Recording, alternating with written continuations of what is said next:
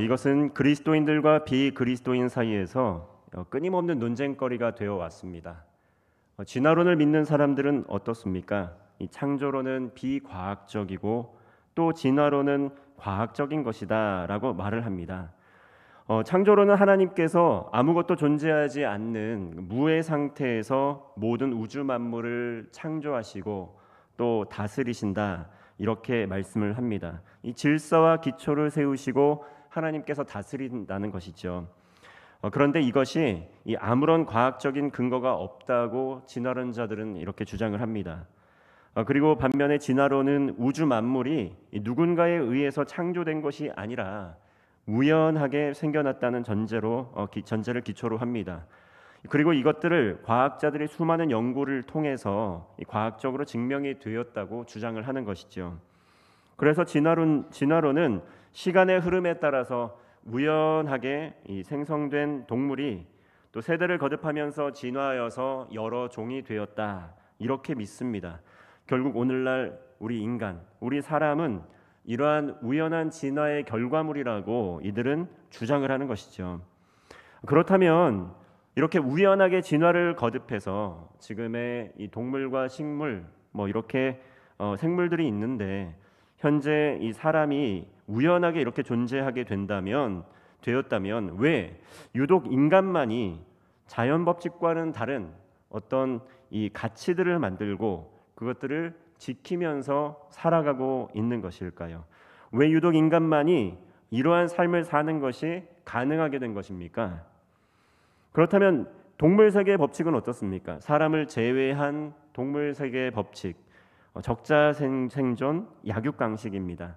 이 상황과 환경이 변할 때에 잘 적응하는 존재만 살아남지만 이제 적응하지 못한 존재는 도태된다는 것이죠. 그리고 약한 자는 강한 자에게 먹히거나 지배당한다라는 이런 약육강식의 이 원리가, 이 논리가 이 세상에 있는 동물들이 살고 있는 이 세계의 이 법칙 아니겠습니까? 동물의 세계에서는 강자가 약자를 지배하고 다스리는 것은 당연합니다. 이런 부분에 대해서 죄의식을 가질 필요가 없습니다. 동물의 세계에서는 힘이 있는 짐승이 모든 무리의 우두머리가 되고, 또 힘 있는 자가 수단 방법을 가리지 않고 또 모든 것들을 승리하게 된다면 약한 자의 모든 것을 약탈해도 된다는 것이죠. 이 부분에 대한 죄의식을 갖는 동물들은 없습니다. 이것은 생존을 위해 당연한 일이죠. 그런데 사람은 어떻습니까? 사람은 그렇지 않습니다. 약자를 돌보기도 하고요, 또 타인을 위해 희생적인 삶을 살기도 하고, 또 때로는 자기 목숨을 내어주기까지 합니다. 타인을 위해 또 이러한 일들을 하는 것, 이 무엇이 이것을 가능하게 한 것입니까? 이 그저 우연의 산물로서 어떻게 하다 보니까 인간만 이렇게 하게 된 것일까요? 그 해답은 우리는 알고 있습니다. 바로 하나님의 말씀에 있다는 것이죠. 하나님의 말씀인 성경에는 어떻게 이 세계가 또 존재하게 되었는지 창조에 대해서 이야기를 하고, 또 하나님의 말씀인 성경에는 어떠한 것이 진정한 사랑이며 또 어떻게 하는 것이 진정으로 인간답게 살아가는 것인지에 대해서 성경은 분명하게 밝히고 있습니다. 이것은 그저 우연하게 생긴 그러한 것이 아니라 하나님의 계획 아래, 하나님의 뜻 아래 성경이 기록되었다는 것이죠. 오늘 로마서 12장의 말씀을 보면 그리스도인이 이 세상을 살아가면서 정말 어떻게 원수를 사랑하고 악을 악으로 갚지 않을 수 있는지 가르쳐주는 아주 중요한 교훈을 주는 이런 본문의 말씀입니다. 이 12장의 말씀, 우리가 본성적으로 생각을 하면 이거 인간의 본성을 아주 거스르는 가르침입니다. 물은 높은 곳에서 낮은 곳으로 흘러가는 것이 이치라는 것이죠. 그러면 사람의 이치는 어떻습니까? 인간은 가만히 내버려 두면 원수를 갚는 존재이지 원수를 절대로 사랑하는 존재가 아닙니다. 원수를 원수로 갚고 보복을 해야지 속이 시원해하지, 원수를 용서하고 사랑하는 존재가 아니라는 것이죠. 이것은 이치를 거스르는 일입니다. 악을 보복할 수만 있다면 악으로 갚는 것이 인간의 본성이라는 것이죠. 그러나 오늘 본문은 그 인간의 본성을 거스르는 교훈의 말씀을 줍니다. 이것은 그저 우연히 생겨난 것이 아니라 우리를 지으시고 창조하신 하나님의 뜻 가운데, 창조 질서 가운데 하나님께서 말씀하여 주신 것이라는 것이죠. 이러한 것을 실천하는 것이 바로 인간이 인간되게 하는 것이고 인간이 짐승과 다른 가장 구별되는 그러한 구별점이 되는 것 아니겠습니까? 14절 말씀입니다. 너희를 박해하는 자를 축복하라. 축복하고 저주하지 말라. 오늘 본문의 성경, 우리를 박해하는 자를 축복하고 저주하지 말라 이렇게 말씀을 합니다. 이 말씀을 그냥 읽고 넘어가는 것 너무 쉽지 않습니까? 박해하는 자를 그래 축복해야지, 축복하고 저주하지 말아야지 이렇게 읽고 넘어가는 것은 너무나 쉽습니다. 그런데 이 말씀을 삶에서 실천하는 것을 생각해 보면 어떻습니까? 정말 어렵죠. 매우 어렵습니다. 성경에서 말씀하는 당시에 정말 이 로마서를 기록한 사도 바울이 로마서를 기록했는데 이 로마의 성도들에게 보낸 이 편지인데 이 로마서에 이 시대를 살아가고 있는 성도들의 삶의 자리는 어땠습니까? 기독교인들 박해 정도 어떤 수준이었습니까? 로마 시대 그리스도인이 당한 박해는 그 누군가에게 그냥 험담을 듣는 수준은 아니라는 것이죠. 그리고 또 소소한 금전적인 피해를 입는 수준 또한 아니라는 것입니다. 어떤 것입니까? 로마의 통치 아래에서 그리스도인, 믿음과 신앙을 가졌다는 이유만으로 잔혹하게 처형을 당하는 것이죠. 오늘날 이러한 일들이 실제로 오늘날에도 일어나고 있습니다.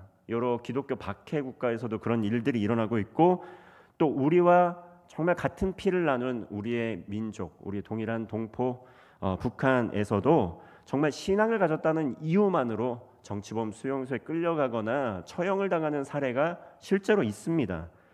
믿음을 가짐으로 말미암아 박해를 받는 것이죠. 그런데 오늘 본문에서는 믿음 때문에 박해를 받아서 목숨을 잃고 순교하는데 이 박해하는 자들을 축복하라고 말씀하는 것이죠. 정말 박해하는 자를 축복하고 저주하지 말라라는 이러한 말씀, 나의 목숨을 해하려고 하는 사람들, 또 가장 가까운 형제, 자매, 때로는 우리의 자녀들, 우리의 부모님들, 이러한 사랑하는 이들의 목숨을 빼앗은 사람을 축복하고 저주하지 말라. 이러한 상황에 만약에 제가 처하게 되었더라면 이 말씀을 제 삶에서 실천하는 것이 가능할까? 저는 선뜻 대답하기가 어렵다는 것이죠. 솔직하게 말하자면 이 말씀을 실천하는 것은 자신이 없을 뿐만 아니라 불가능한 그러한 실천의 말씀 같이 여겨진다는 것입니다. 그런데 정말 놀라운 것은 저는 알 수 없는데 이 역사를 돌아보면 이러한 하나님의 참사랑의 말씀을 가슴에 품고 실제로 믿음으로 순종하여서 삶에서 실천함으로 말미암아 하나님의 영광을 드러낸 믿음의 사람들이 있었다는 것이죠. 뭐 한두 명만 있었다는 것이 아니라 정말로 수많은 그리스도인들이 그러한 믿음의 삶을 살았다는 것입니다. 지금도 전 세계적으로 전쟁이 끊이지 않고 있습니다.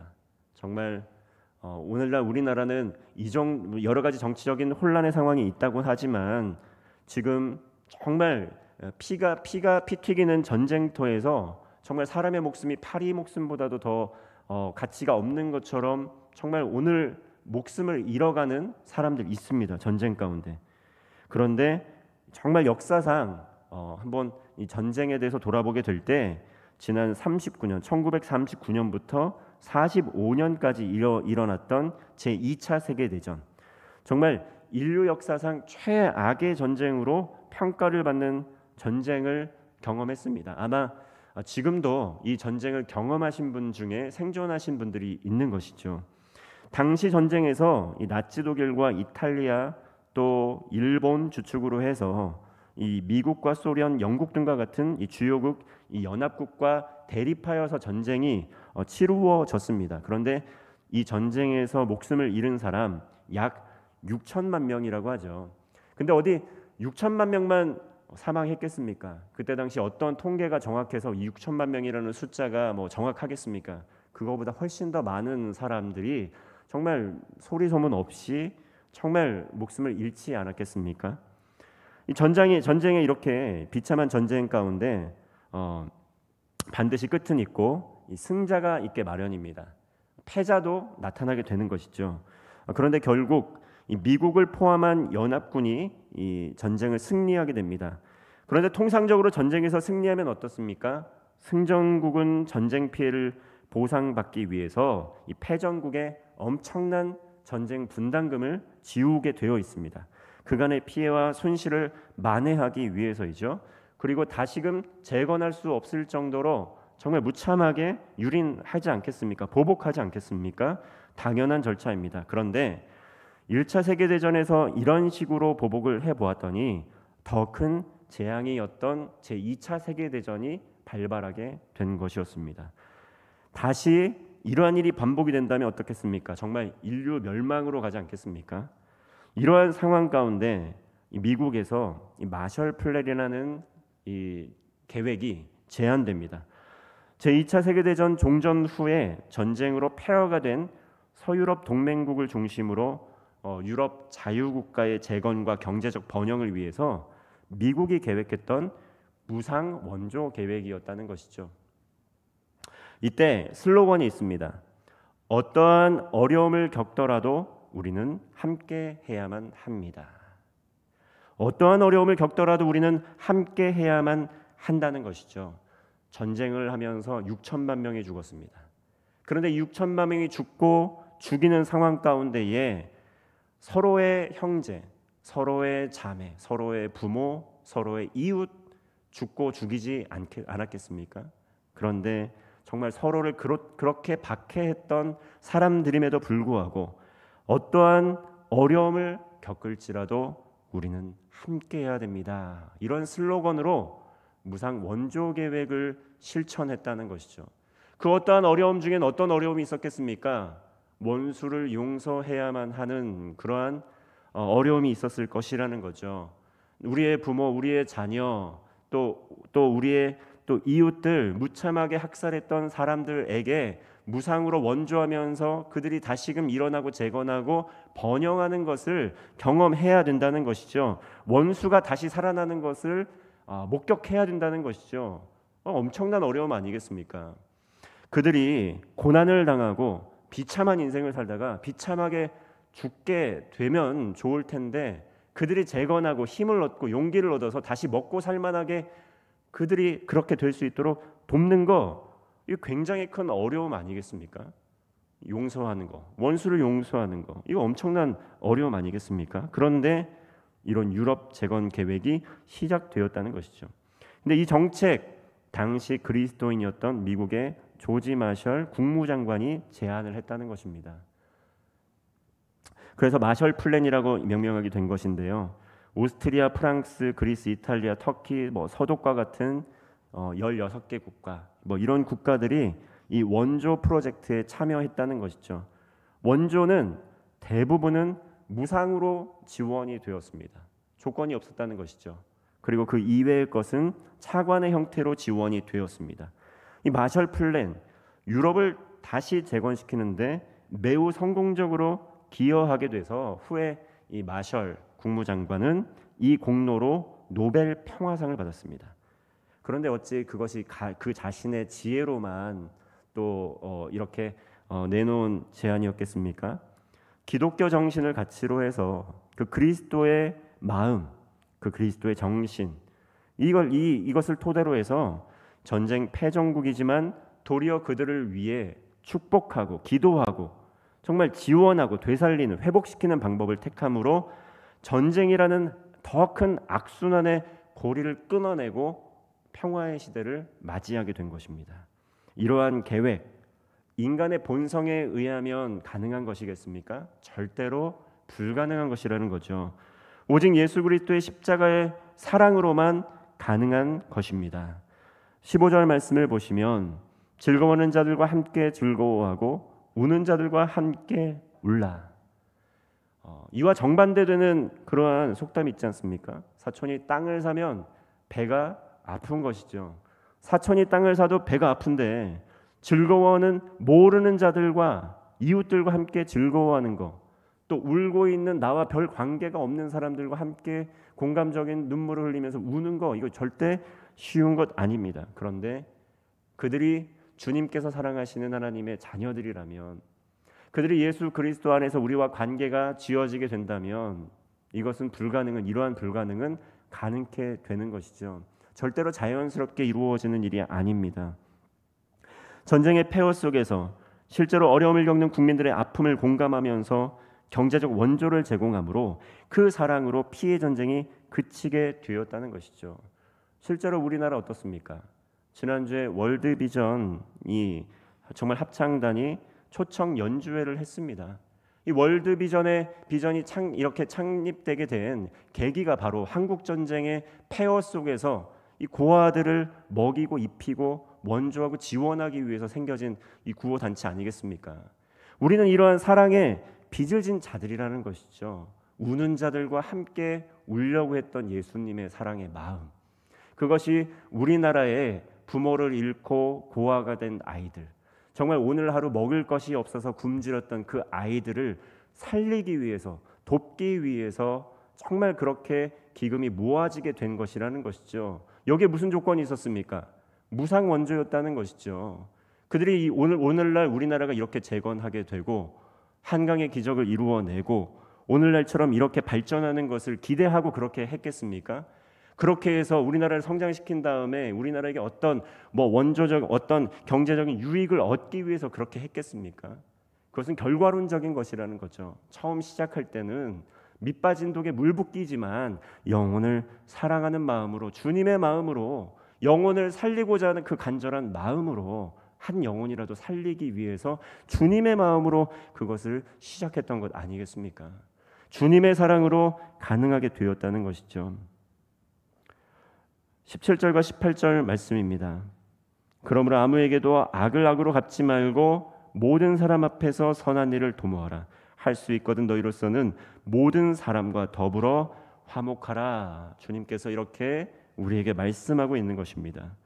주님께서는 그리스도인들이 악을 악으로 갚기보다는 모든 사람 앞에서 선한 일을 함께 계획하고 이루어 가기를 원하신다는 것이죠. 또한 할 수 있거든 모든 사람과 더불어 화목하라고 말씀을 하십니다. 오늘 한국 사회가 정치적 이념으로 인한 갈등과 반목이 끊이지 않고 있습니다. 정말 이분법적으로 양분이 되어서 선과 악의 대립의 구도로 서로를 미워하고 혐오하고 있다는 것이죠. 증오하고 있다는 것이죠. 혐오와 증오가 증폭되고 있습니다. 이러한 상황 속에서 그리스도인들은 어떻게 세상을 바라보아야 할까요? 하나님의 말씀으로 돌아가서 하나님의 나라를 위해서, 이 나라와 민족을 위해서 먼저 기도하고 또한 민족을 위해 기도해야 됩니다. 그렇게 할 때 우리나라와 이 민족 불쌍히 여겨주셔서 정말 하나님께서 하나님의 정확한 때에 오랜 반목과 갈등에서 벗어나게 해주시고 다시금 하나님 앞에 귀하게 쓰임받는 그러한 민족으로 거듭나게 하여 주실 것임을 믿습니다. 하나님께서는 아무에게도 악을 갚지 말고 모든 사람 앞에서 선한 일을 도모하고 사람과 더불어 화목하라고 말씀합니다. 물론 이것은 쉽게 적용할 수 있는 말씀이 아닙니다.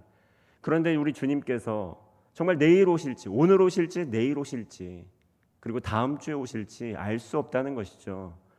우리가 분명히 주님께서 100년 후에 오실 것이라는 확신이 있다면 아무렇게나 살아갈 수 있겠지만 주님께서는 이렇게 말씀하시는 겁니다. 만약 내가 오늘 이 땅에 임하게 된다면, 그리스도의 심판대 앞에 서게 된다면 내가 너에게 맡겨주었던 복음을 증거하라고 주었던 그 영혼들을 품지 못하고 미워하고 증오하는 가운데에 복음을 전하지 않았던 우리에게 책임을 묻지 않으시겠습니까? 잘했다라는 것이 아니죠. 악인들이 잘했다는 것이 아닙니다. 그런데 그들에게 증오와 혐오의 눈초리로 정말 이 갈등과 반목 가운데 서로를 미워하고 혐오하는 가운데 정말 주님의 사랑으로 복음을 증거하지 못하였다고 한다면, 그것을 주님께서 오늘 오신다고 한다면 우리에게 그 책임을 묻지 않으시겠냐는 말인 것입니다. 그런데 하나님께서 왜 정말 우리가 악에게 악으로 갚지 말고 정말 우리가 하나님의 선한 일을 도모할 수 있는지에 대해서 그래도 우리에게 위로의 말씀을 주십니다. 19절 말씀입니다. 우리 함께 19절 말씀 함께 합독하겠습니다. 시작. 내 사랑하는 자들아 너희가 친히 원수를 갚지 말고 하나님의 진노하심에 맡기라. 기록되었을 때 원수 갚는 것이 내게 있으니 내가 갚으리라고 주께서 말씀하시니라. 하나님의 주권이 있기 때문이죠. 우리는 에스더서를 묵상하고 있습니다. 아무리 악인이 나라를 멸망시키고 하나님의 백성들을 멸망시키려고 할지라도 하나님께서 가만히 내버려 두시지 않는다는 것, 우리는 에스더를 통해서 알 수 있습니다. 오늘 말씀하시는 것이죠. 내 사랑하는 자들아, 만약에 너희들이 내 사랑하는 자들이라면 친히 원수를 갚지 말아라. 친히 원수를 갚지 말아라. 왜냐하면 내가 더 원수를 잘 갚는다는 것입니다. 하나님께서 원수를 더 잘 갚는다는 것이죠. 하나님께서 훨씬 더 이 모든 계획을 아시고 훨씬 더 놀랍게 원수를 갚아주시겠다고 약속하고 계시는 것입니다. 에스더와 모르드게가 했던 것은 무엇입니까? 먼저 나라와 민족을 위해서 하나님의 때를 기다리면서 기도했다는 것이죠. 하나님의 타이밍이 되었을 때, 하나님의 말씀이 있었을 때 하나님의 섭리에 순종하는 가운데 하나님께서 그 일을 행해 주셨습니다. 악인의 계교를 완전히 멸망시키고 완전히 무너뜨려 주시고 완전히 역전이 되어서 하나님의 사람들을 완전히 높여주시는 것을 경험했다는 것이죠. 이처럼 하나님께서는 사랑하는 자기 백성들을 눈동자와 같이 지켜주십니다. 그러므로 우리는 원수 갚음을 우리가 스스로 하는 것이 아니라 하나님의 진노하심에 맡겨드릴 수 있다는 것이죠. 왜냐하면 그들도 하나님의 때에 구원받을 수 있지 않겠습니까? 우리가 요나서를 보면 그 요나에 나와 있는 요나서에 나와 있는 하나님의 마음 나타나 있지 않습니까? 정말 하나님이 아끼시는 백성들이라는 거죠. 이 세계에 창조하신 백성 중에 하나님이 아끼시지 않는, 정말 하나님이 사랑하시지 않는 백성들이 없습니다. 그런데 끝까지 회개하지 않는다면 하나님께서 철저하게 하나님께서 심판하시겠다고 말씀하시는 것이죠. 그러면서 우리에게 하라고 명령하신 것은 무엇입니까? 20절 말씀입니다. 내 원수가 줄이거든 먹이고 목마르거든 마시게 하라. 그러함으로 내가 숯불을 그 머리에 쌓아 놓으리라. 이것은 우리가 해야 할 일인 것입니다. 원수가 줄이거든 먹이고 목마르거든 마시게 하는 것, 그것은 주님께서 우리에게 명령하신 것입니다. 너희가 스스로 원수를 갚으려고 노력하지 말고 원수가 줄이거든 먹이고 목마르거든 마시게 하는 일을 하거라. 내가 원수를 갚아주겠노라 라고 말씀하고 있는 것이죠. 그렇게 할 때 어떻게 됩니까? 만약에 그 사람이 하나님의 사랑에 힘입어, 그리고 그리스도인의 사랑에 힘입어 회심하게 된다면, 하나님을 만나게 된다면 숯불을 머리에 쌓아놓은 것처럼 자신의 잘못을 뉘우치며 깊이 반성하게 될 것이라는 것입니다. 그리고 또한 그는 구원받은 하나님의 백성이 또한 될 수 있다는 말씀입니다.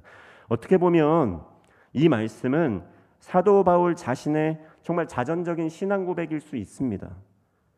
바울은 최초의 7 집사였던 스데반 집사, 정말 이 집사의 박해와 순교의 현장에 있었다는 것이죠. 그러나 바울은 예수님을 믿는 사람을 박해하고 괴롭게 했습니다. 그런데 바울은 정말 다메섹 도상에서 부활하신 예수 그리스도를 만나고 삶이 변화되었다는 것이죠. 아마도 바울은 정말 변화된 이후에 자신의 과거를 생각할 때 머리에 숯불을 얹은 것처럼 지난날의 잘못이 정말 침습적으로 떠올라서 아마도 그때마다 회개의 기도, 참회의 기도, 눈물로 참회하는 기도를 드렸을 것입니다. 내가 그때 주님을 알지 못했고 주님의 사람을 알지 못했습니다 라고 회개의 기도를 드렸을 것이죠. 하나님의 은혜를 깨달으면 깨달을수록 마치 숯불이 머리 위에 있는 것처럼 더욱 회개의 기도를 드렸을 것이라는 겁니다.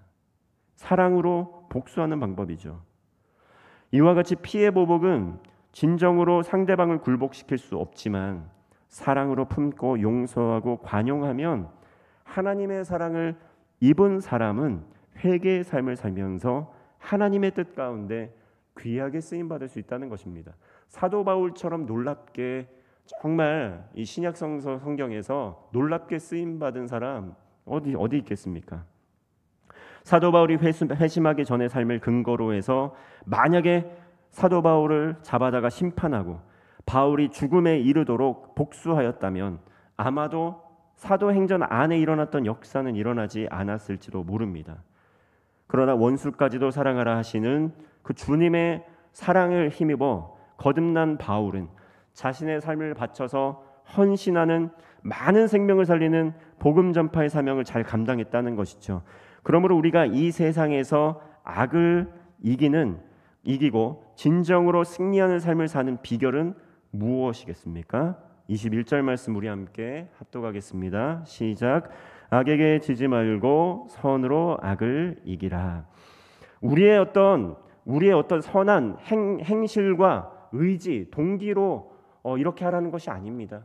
복음의 능력, 복음의 힘으로 하라는 것이죠. 이 사람이 아직 주님을 알지 못해서 정말 이렇게 행동하고 있지만 정말 주님 알게 해달라고, 예수님 믿게 해달라고, 예수님 믿고 복음으로 거듭나게 해달라고 기도하는 것이죠. 이게 축복하는 것입니다. 아직 잘 모른다는 것이죠. 잘했다는 게 아닙니다. 복음의 능력으로 거듭나기를, 구원받기를, 그래서 회개하기를 우리가 기도하는 것이죠. 정말 우리의 삶의 자리 가운데 복음의 능력으로 선으로 악을 이기는 믿음이 필요합니다. 예수님께서 이미 걸어가신 이 십자가의 길을 따라가는 그 순종이 필요하다는 것이죠. 사랑하는 성도 여러분, 여러분의 삶에 있는 모든 원한 관계가 있습니다. 과거의 상처와 아픔이 있습니다. 그러나 모두 주님의 손에 맡겨 드리시기를 원합니다. 평강의 하나님께서 여러분의 마음과 생각을 지켜주시고 힘을 주시고 능력을 주셔서 큰 구원의 역사를 이루어 주실 줄 믿습니다. 개인의 삶 속에 있는 원한 관계, 가정, 교회, 정치, 사회, 일터, 삶의 현장에서 겪게 되는 모든 갈등과 어려움이 있을지라도 주님의 사랑을 삶에 초대하고 주님의 복음을 우리의 삶에 초대하고 복음의 진리 안에 거하는 가운데 정말 주님의 사랑으로 원수를 위하여 복을 빌고 또 그들의 구원을 위하여 축복하고 또 그들의 변화된 삶을 위하여 하나님의 나라를 꿈꾸며 기도하는 가운데에 주님의 사랑으로 복음의 능력으로 선으로 악을 이기는 복된 성도가 되시기를 주님의 이름으로 축원합니다. 기도하겠습니다.